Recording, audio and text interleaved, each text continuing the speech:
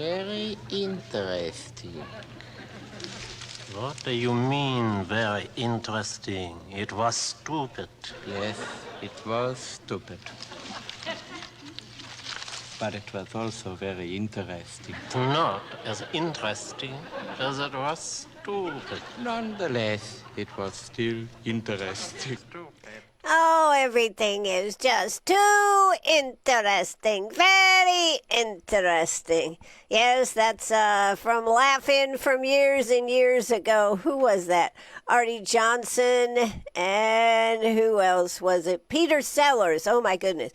Peter Sellers and Artie Johnson. Very interesting. You know, I used to love some of those shows. You know, our tastes have just changed so much, though, haven't they? What used to be good television doesn't even raise the bar unless it's got lots of action and all this kind of stuff going on. Whereas we used to be satisfied with a little easier. Very interesting. Made us laugh. Anyways, I'm Ann Eller here this morning. How are you doing? How do you do? How do you do when it's going to be warm out there? How's it going to be here this morning? I don't know. Let's check the weather, because whatever the weather...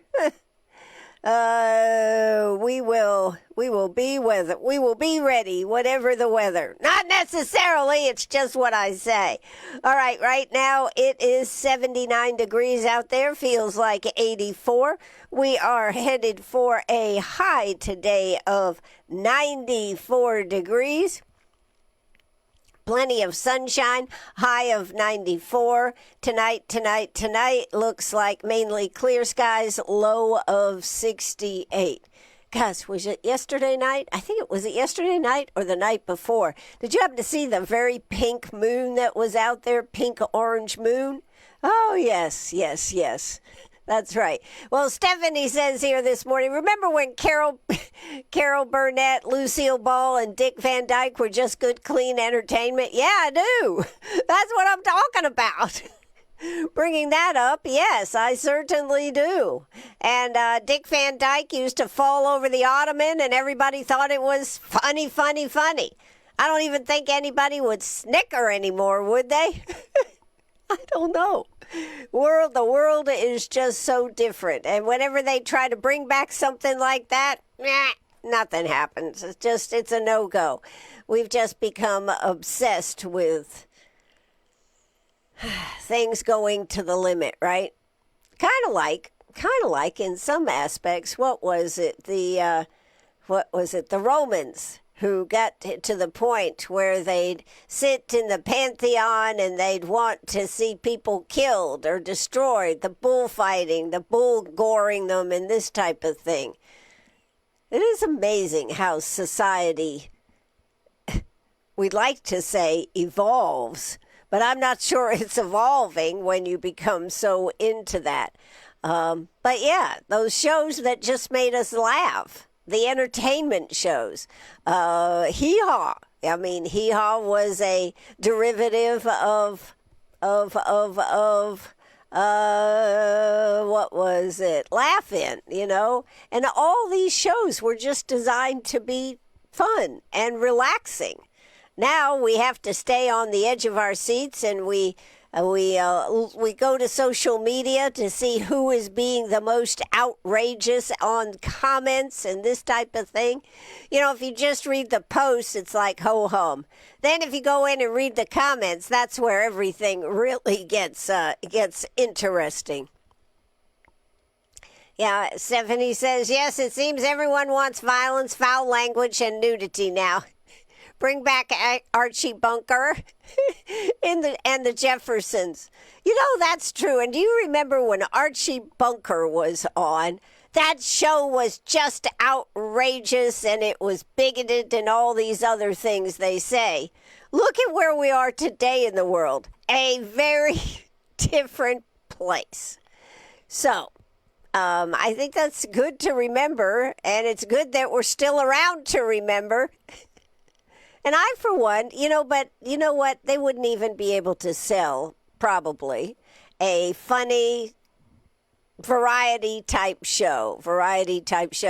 I'm sure everybody remembers Ed Sullivan, and everybody tuned in for Ed Sullivan's show. Now it's America's Got Talent, shows like that have taken over.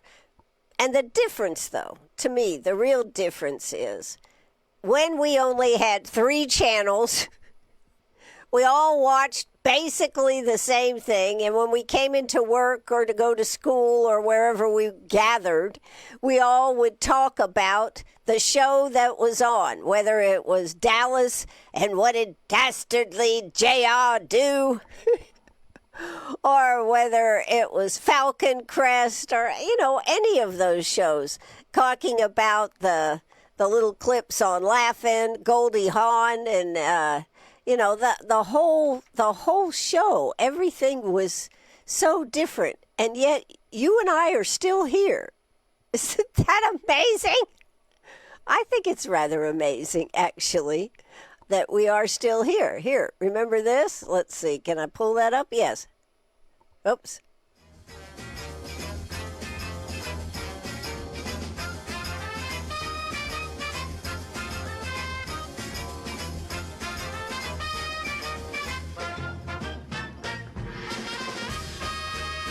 Oh, yeah, and they had the little windows, and everybody would poke their head through and say something silly, stupid, or whatever. And then they'd have the cocktail party where everybody would be talking about, one of them clips I had was getting a job, not getting a job. Saturday Night Live, when Saturday Night Live was actually funny and not so politically bent on things, and with a... I think you can do politics and it can be fun. It doesn't have to be hateful and this type, the type of thing that we deal with today on politics. But anyways, so these are some of the things that you remember about. And so that's why I started the show this morning with... Very interesting. What do you mean, very interesting? It was stupid. Yes, it was stupid. Yes, okay. So there you go. Very interesting. And remember when they used to be in the cornfields of Hee-Haw and they'd be jumping up and down? I can remember all those things. Do I remember anything about a show that I sometimes watch now? No, not really. Well, what's the problem? Is it your brain or is it just not registering? I think that's the thing. All right. Well, let's talk about some other things here. One of the things that the good old days. Yes. That's what we need, the good old days.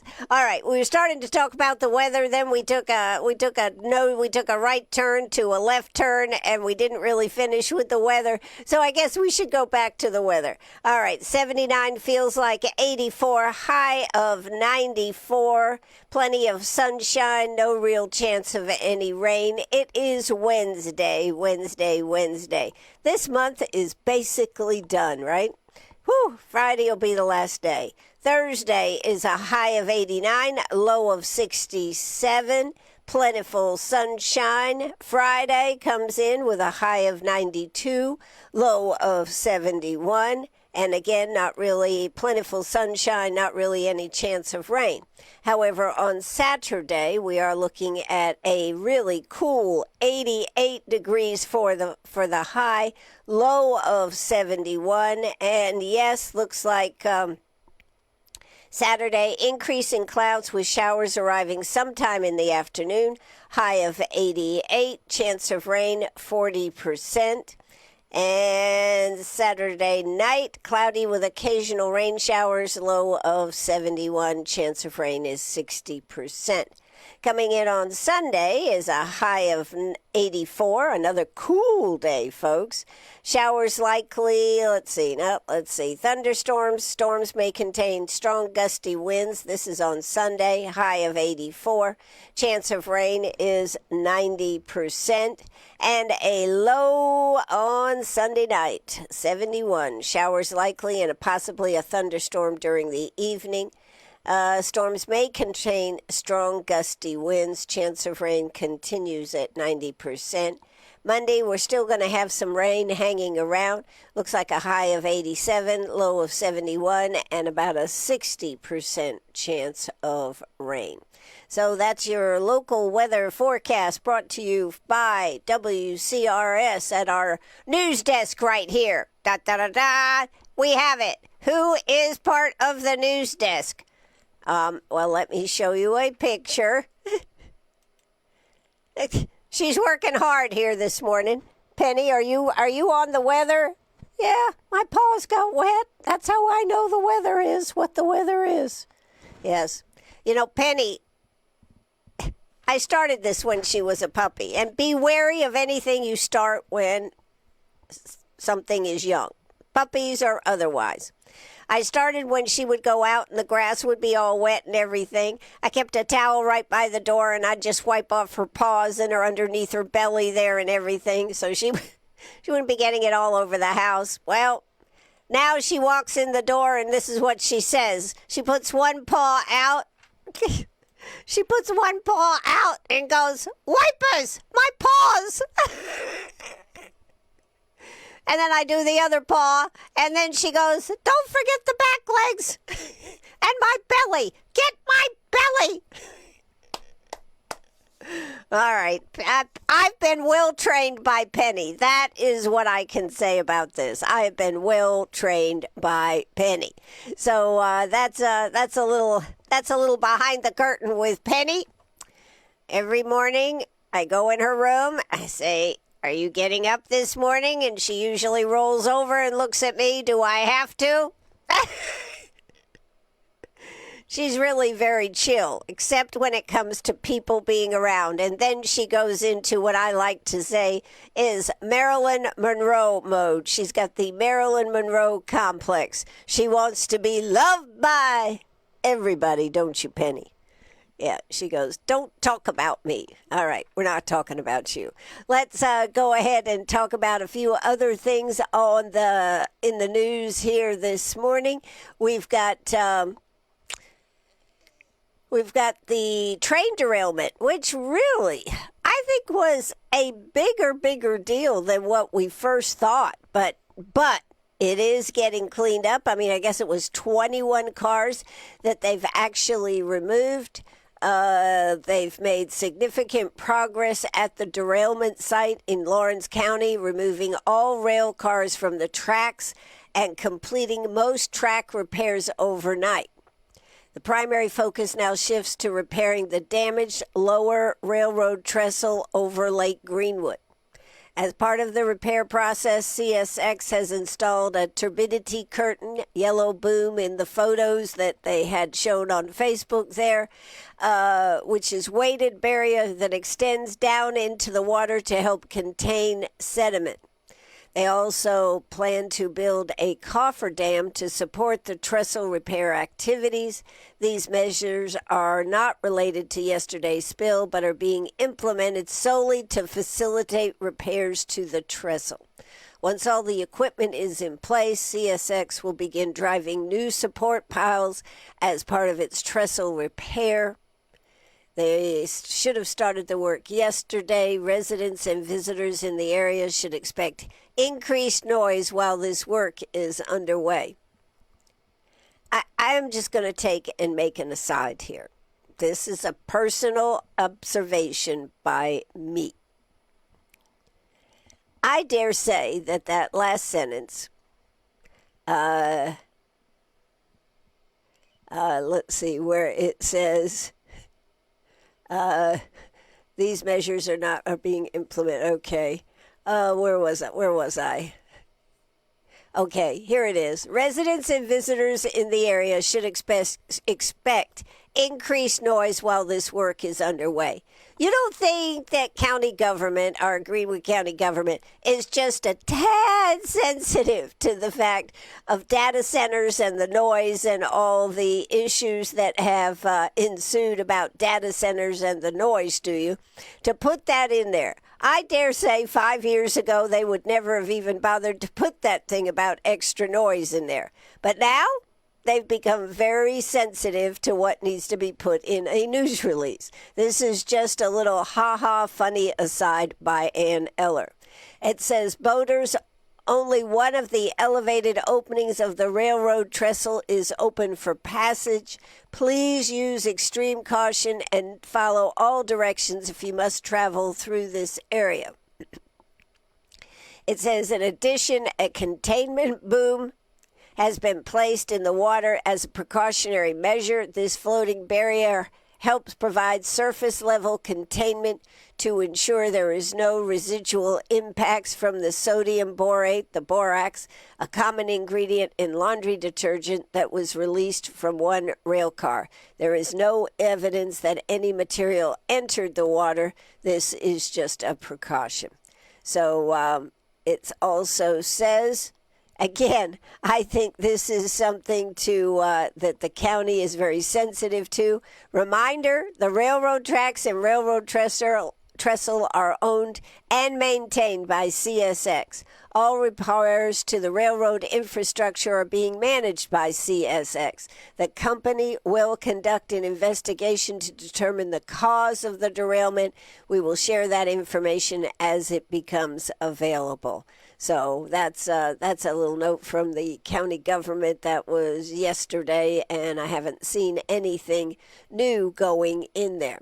All right, in other news, they have come up with a plan on how to deal with the August 11th elections, the primary elections. They are saying that they are moving them so they're out of the schools, so there'll be no threats or possibilities to the schools. And what you need to do is you can contact voter registration to find out more.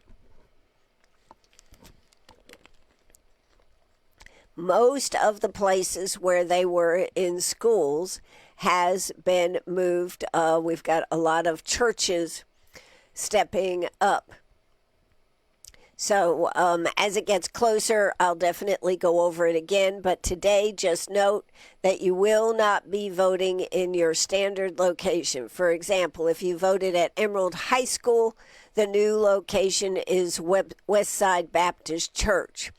Pinecrest 037, old location, the new location, or the old location was Pinecrest Elementary School. The new location is Westminster Presbyterian Church on Cokesbury Road, and so forth. So most of them have moved out of the schools, and they have moved them to other locations. A lot of them have become churches. So as we get closer, we'll talk about it. If you want to find out, contact voter registration for details on that. But that's something that is important. That's something that is important to know. So those are a couple of local things. Calhoun Falls and Abbeville are trying to work something on this water deal. I think that's all they've done is they're talking about it. Not sure much else has happened on it. So let's move on to another topic here. Yesterday they had the funeral for Lindsey Graham, and I didn't watch it cover to cover. I did not watch it cover to cover from the very beginning to the end, but it certainly was impressed on me, the outpouring, and I'm going to say the outpouring of love for Lindsey Graham. Now, I find it interesting that not everybody always was on the same page with Lindsey, but they did respect the fact that he did have a position. He had a sense of humor, and he is what they would call a throwback politician. Back in the day, right? Back in the day when people worked across the aisle more than what we have working across the aisle. And it's not lost on anybody in Washington, D.C., that without Lindsey Graham there, they're asking themselves, who will work across the aisle? The very fact that Lindsey Graham had such a great sense of humor and that he was committed to working, and he didn't give up. There were some great stories that were told. I'm not going to repeat those. I'm sure you can go back if you'd like to watch them on YouTube clips. Any of the news sources out there will have a lot of it. I did think it was interesting that J.D. Vance said that Lindsey Graham single-handedly saved his campaign. He was in the green room or something getting ready maybe to go on Fox or whatever, and he happened to mention to Lindsey that he really could use some help with fundraising. And Lindsey Graham went out, and whoever he was talking to, he said, so if you'd mention this website, and Lindsey Graham went out there, and that is exactly what he did. And anytime the interviewer asked a question, he always prefaced it with, make sure you visit J.D. Vance's website. I think that was when he was running for Senate. That shows to the tenacity of Lindsey Graham. That's one. Two, I would like to say that Lindsey Graham was very... I interviewed him twice, and he took the time. He sat there and talked to me. We had this time set aside. I was in his office, which is like, it's like a huge great room. Oh my God, the room. I mean, I could have spent an hour just looking at all his collections of stuff. He had sitting on his desk a gavel that was probably, 4 feet long, had the head of the gavel was probably about 8 or 9 inches across the diameter, and it sat right there. He told me the story of it. I don't remember of it, but everything in that office, everything if you asked about, had a story, and he loved to tell stories.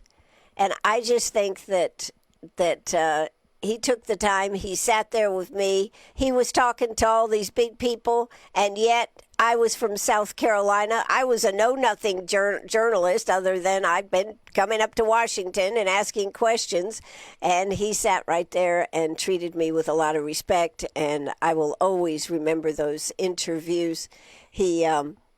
He was a very personable guy. So I think that is one of the things that is missing in politics is the person that will take the time to talk to you. And, we see it in Washington all the time. There are those that are willing to talk off the cuff to a mic, and then there are those that their security people are telling you, get back. Well, we're not making any statement, yada, yada, yada. So I think that's what he will truly be missed for, is his ability to make a comment, to talk, to laugh. And we're missing that in politics anymore. The ability to have a sense of humor is pretty rare in politics. The only other person that I think that has a sense of humor is John Kennedy. And have you seen any of his little videos, his TikTok videos, I guess, that they do, and they're putting them on Facebook too, where he's got a bandana tied around his head and he's just being cool John? He always has something funny to say. He's doing all these videos about being at home. I think I saw one about his dog the other day, and he was talking about how this dog is kind of crazy and what she likes for treats, what she does and everything. Totally mundane stuff, but stuff that shows that they are human beings too. So, and I think he would actually be one that belonged to another generation of politicians. We are just missing that working together, working across the aisle. And it's not lost on me, the fact, as somebody said, that people work across the aisle better when the numbers are further apart, meaning when we have one party in power more. Here, everybody is so close to the edge that it's very hard to get people to work together. All right. Well, let's move on and talk about the Senate race. I did want to mention that they did name joint base down there in Charleston, what a statement. It's going to be renamed for Lindsey Graham, the Lindsey Graham Joint Base. So I think that certainly is a statement. His body is either in the air coming back, is already here. I don't really know which it is, but he is coming back here to South Carolina. Let's see. They're having a procession to honor Senator Lindsey Graham here in South Carolina. Services to honor him will take place today in South Carolina. Memorial services in Washington were yesterday.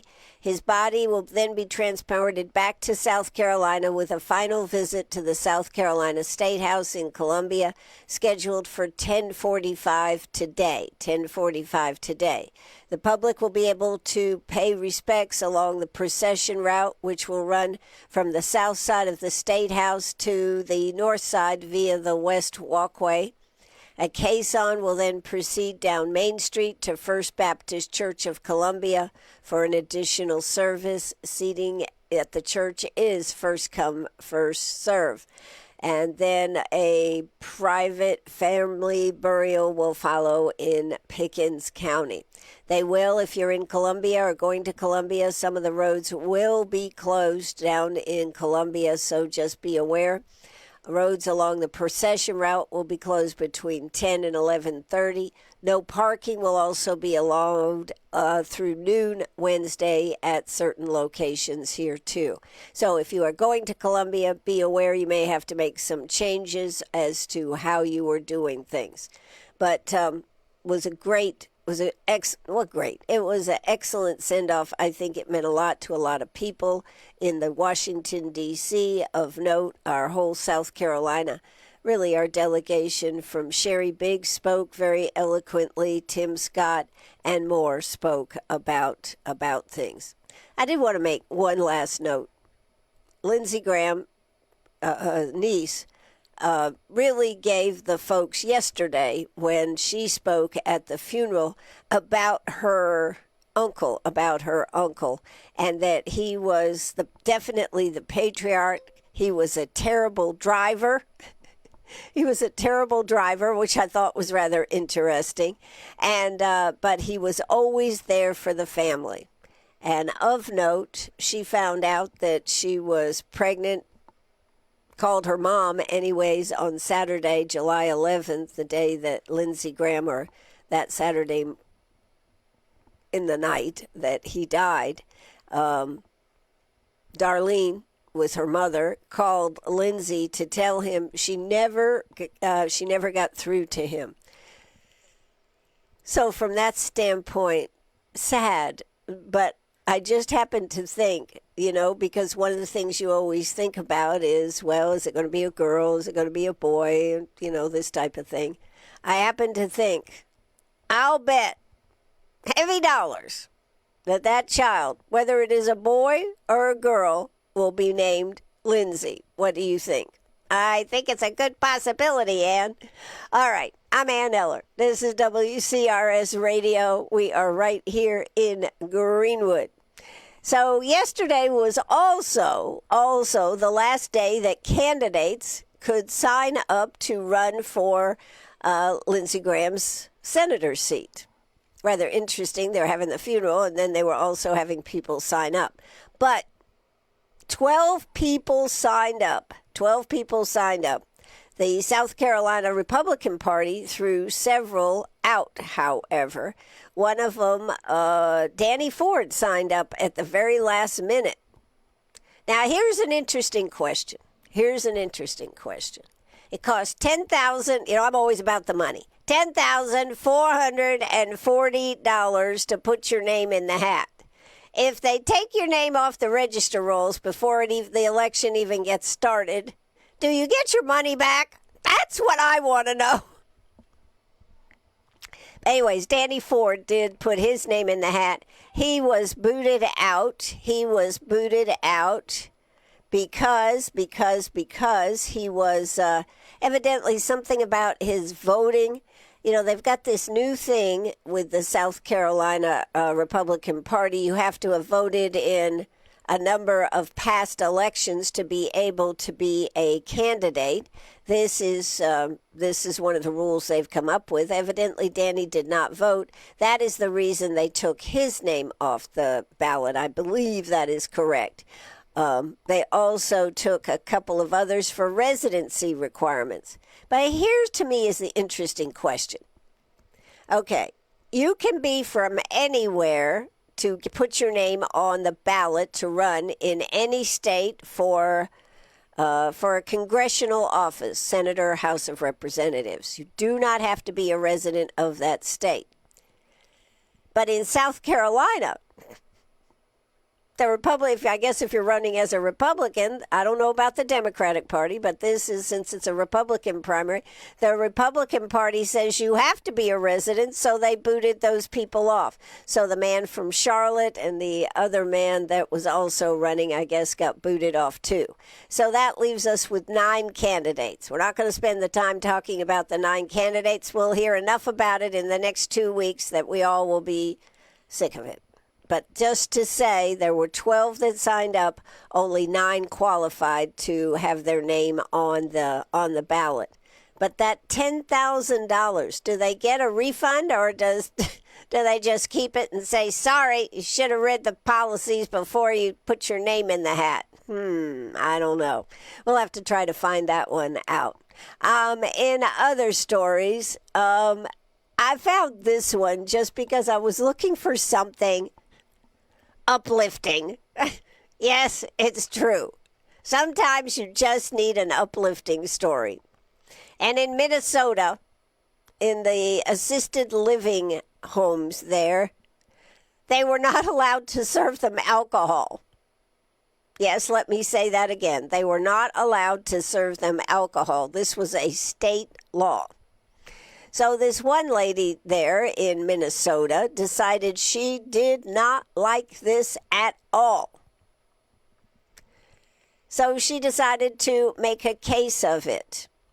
Now, residents in Minnesota could serve themselves alcohol, I guess, in their living quarters. They could have friends over, but they could not be served as a general, let's have a party and have the assisted living facility serve up the alcohol. We don't believe in that in South Carolina. I just want you to know I've been to some where I've been part of some delightful afternoon cocktail parties or et cetera, et cetera. So I will say this is not so in South Carolina. However, in Minnesota, this was the way it was. Well, this woman, this grandmother, she and her husband moved there. Then her husband died. They were asking her to be part of things. Then they decided they'd like to have a little social time. They had started having social time, and then the state government came in and said, no social time for you. We do not allow Minnesotans to have alcohol in living assisted facilities served by the facility. Well, she just got a law passed. The bottom line, she just got a law passed, and they will now be having happy hour at her facility that she's at, and so many more. And one of the things that was in that article that I think is so true, it's not really having the alcohol that matters so much. What does matter so much is sitting down and reminiscing about the way things were, the things they used to do. That is what really is so funny. So, independence to Minnesotans, they can now have happy hour, glass of wine or 2 right there in their assisted living facilities. A stupid law, and I will say this, Tim Walz actually signed the bill into law and was okay with it. Way to go, Tim. All right, there, now. Do you have anything to say today? No, I'm here. Yes, you are. All right, now, I was going through my email last night, and I found something in my email that made me want to click on it. And it said, need a shower? Don't have time to take one? We have the answer. Something to that effect. So I clicked on it. Have you heard of skunky? Smelling funky gets skunky. Yes, it's true.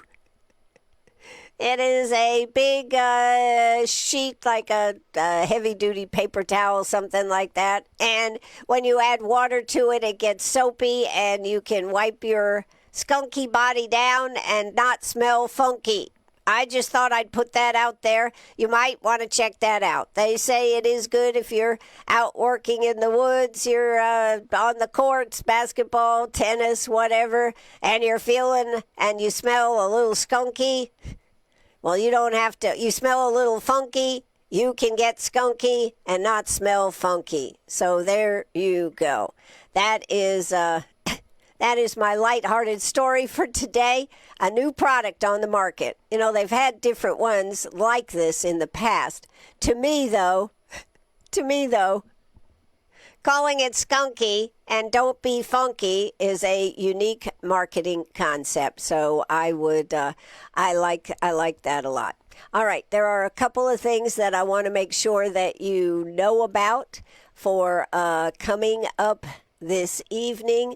Is at First Pres. It is Festiva's concert that they are going to be having.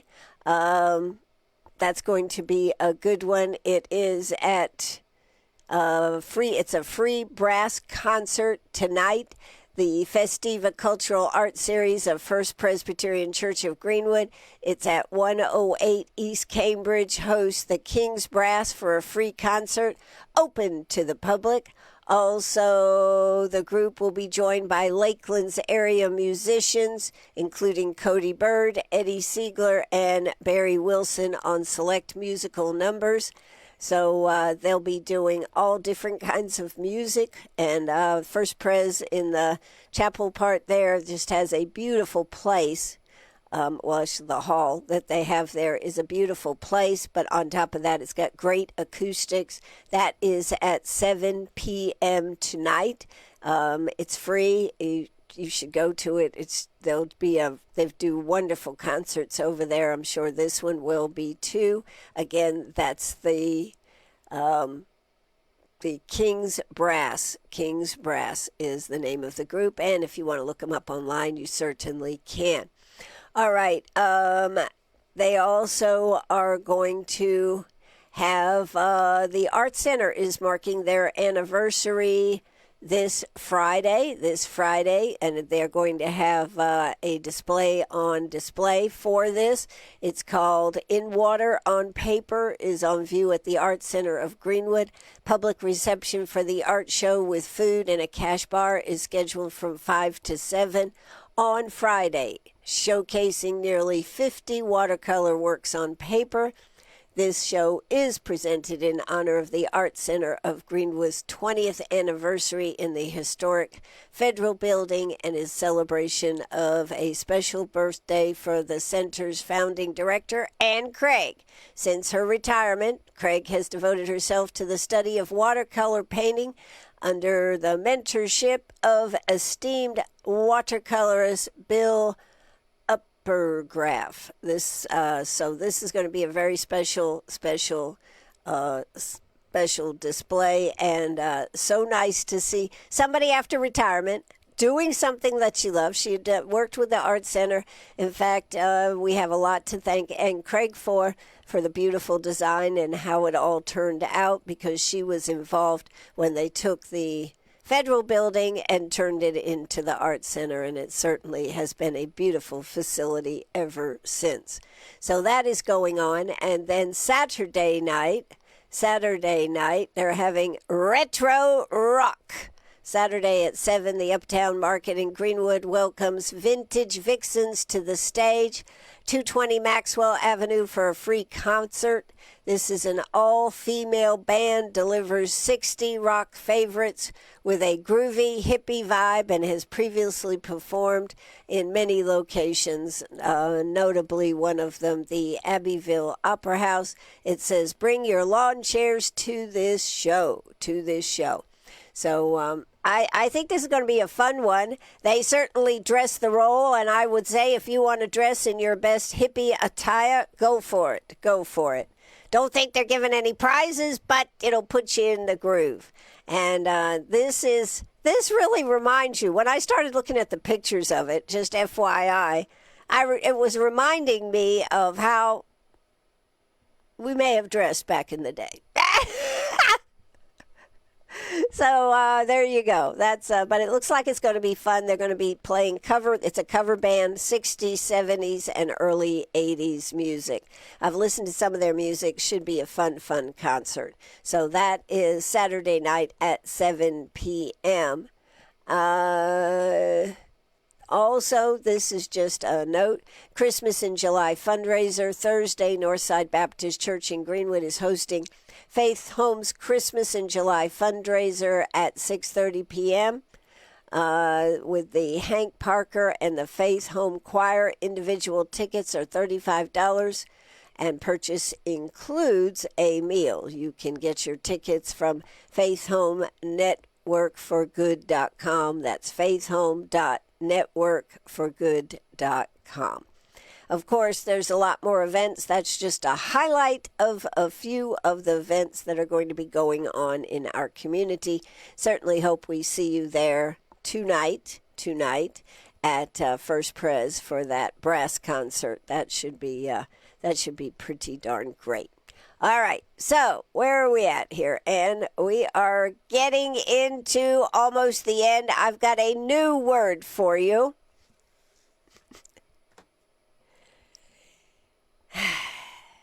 Here's the word. I'm going to start using it more. Exhaustipated. When you are just too tired to give a crap. Exhaustipated. I'm exhaustipated. When you're just too tired to give a crap. Remember that one? I think that one is a good one. It is Wednesday, July 29th in Greenwood, South Carolina. And people tend to be on Wednesday because it's hump day, exhaustipated. So as the world turns, whether it's in Greenwood or the world, stay tuned, because tomorrow we'll be talking all about Fauci. Fauci. We had the Fauci diaries, and now we have the Fauci interrogation going on right there in Washington, D.C. I believe it's in the Senator's chamber. And he has invoked the fifth after his diary release. I would invoke the fifth, too, if I'd let all that stuff out there. This could be a good reason not to do a diary. Or if you're in dire straits and you do have a diary, maybe you should get rid of the diary if it's got a lot of self-incriminating information. But he really thought he was special. We'll talk more about that tomorrow. I'd love to share some of the clips that I found interesting. And if you've got some, of course, I would love to hear from you. So we are right here on WCRS Radio. We're right here on WCRS Radio. We're also live on Facebook. Penny says, let me answer the door. Get me down from here. I'm not going to get you down. Penny did have a cute little story that I'm going to finish with. She was looking through on YouTube last night. She came across a video. She wants me to do this for her. She thinks it looks like a lot of fun, where